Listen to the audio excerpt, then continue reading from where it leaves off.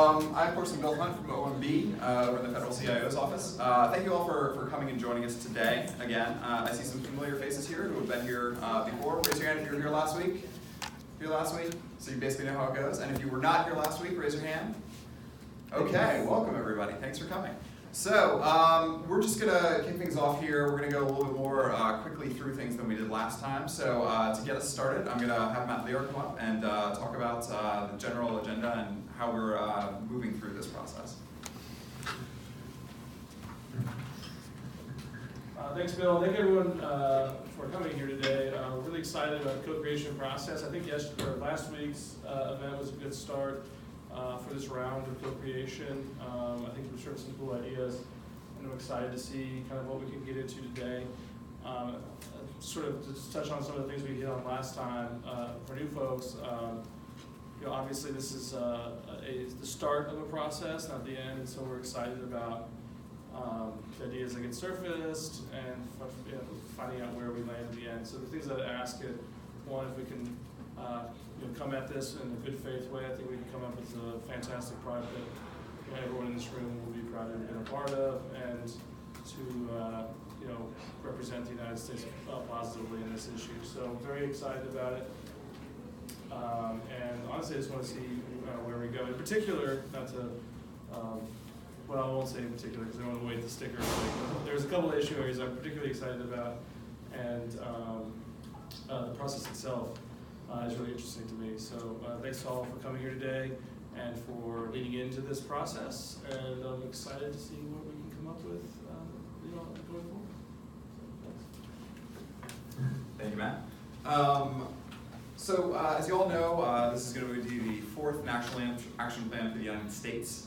Recently we had a great report from OGP put out on the 3rd National Action Plan. So I'd like to invite Joe up to talk about that. Great.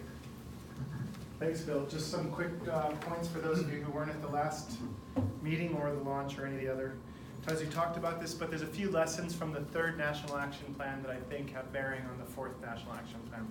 Let's start with the positive. There were a number of really solid commitments that were done. There's a lot of commitments, so I guess the shotgun approach worked. So the 3 that we found were particularly interesting were the Police Data Initiative, some of the open science commitments, and some of the FOIA-related commitments. Now the bad news is some of the previously stronger commitments, like We the People and the Extractives Industries Transparency Initiative, actually went backwards since the end of that action plan. So there's a backsliding issue that we want to take care of. Where does the US stand compared to its peers in terms of the OECD?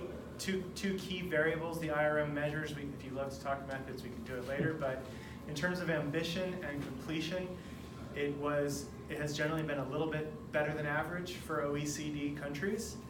At the 3rd National Action Plan, because it fell across changes in administration, actually saw a backwards direction in terms of completion, which is something we want to keep an eye on. Moving very quickly then, 3 big areas for improvement, three areas that were recommended to work on. The biggest one that's kind of most glaring where the US has not been, it's been a little bit of an outlier, is in terms of the level of collaboration with civil society on a regular basis. And there hasn't been regular feedback. It's still called an interagency working group rather than a multi-sector working. I don't know if that's a Federal Advisory Committee Act thing. It might be. But it is not quite where some of the other countries are among its peers in terms of making sure that people know what happened to their input. The second one is decentralization of the process. Hasn't quite decentralized to the agencies and to their respective constituents the way that we would hope to see. Even though it's decentralized among agencies, it hasn't gotten out to the groups that work with those agencies.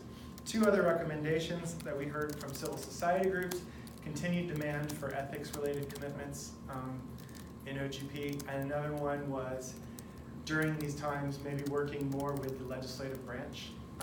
Glad to see Lorelei's here and some other folks. But we think that might be a strong point where a lot of the big movement on open government has happened last.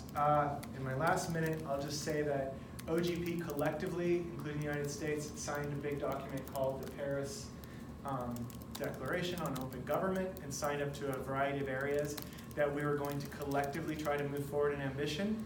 I'll read them to you real quick.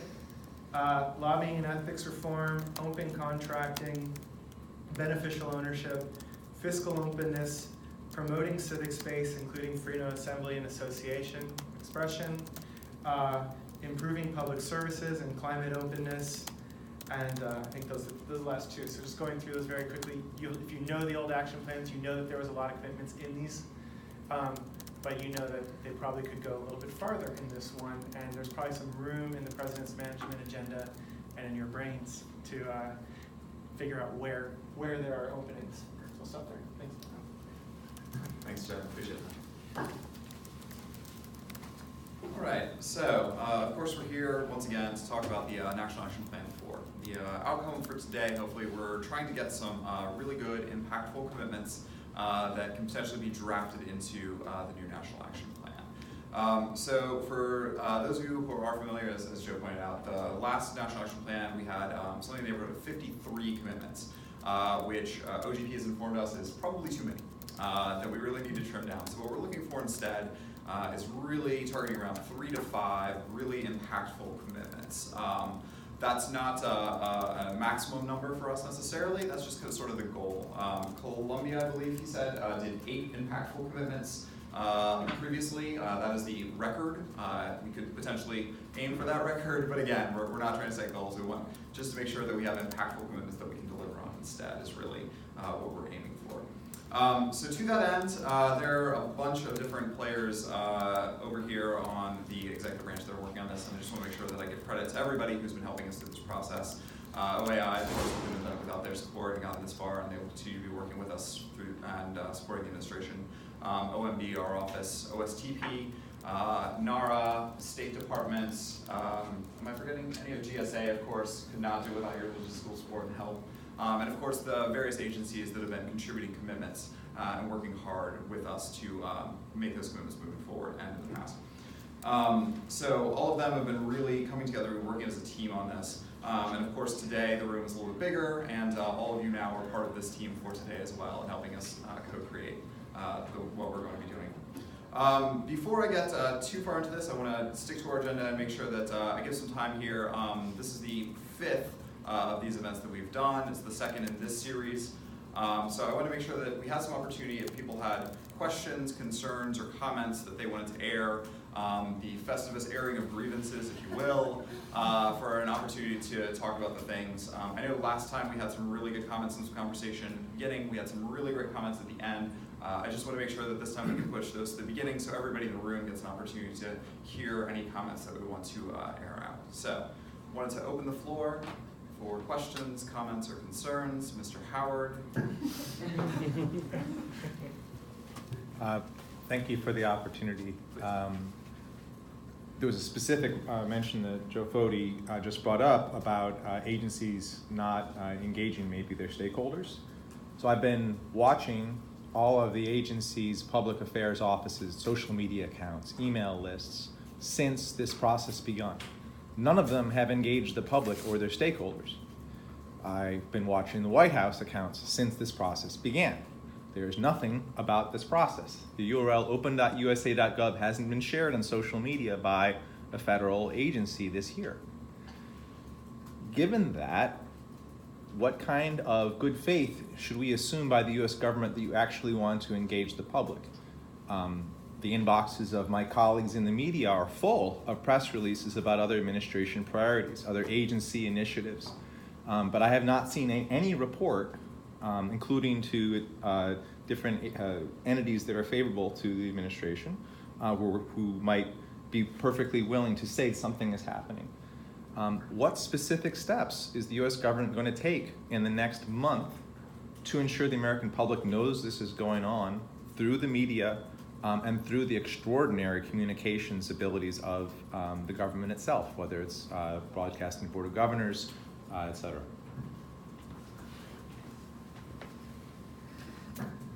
Thank you, Alex.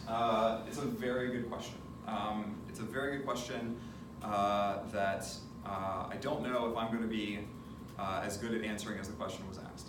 I think there are lots of things that we can do, and I think there are lots of things that we should be doing and can improve on, quite frankly. And I think the concerns that you brought up are extremely valid. I don't have a perfect answer to tell you that there's a communication strategy that I can share today that addresses all of those points. But it's something that we're actively working on. It's something that we're trying to improve on. And it's something that, with the outreach process that we do need to improve on, and I think that we can improve on. So I don't have a new communications plan to share with you today to tell you how we're going to solve all of those concerns, but they are concerns that we share, and they are concerns that we're working on. Okay. Other questions or comments? Okay, quiet audience today. Great, so we're going to just jump right in then.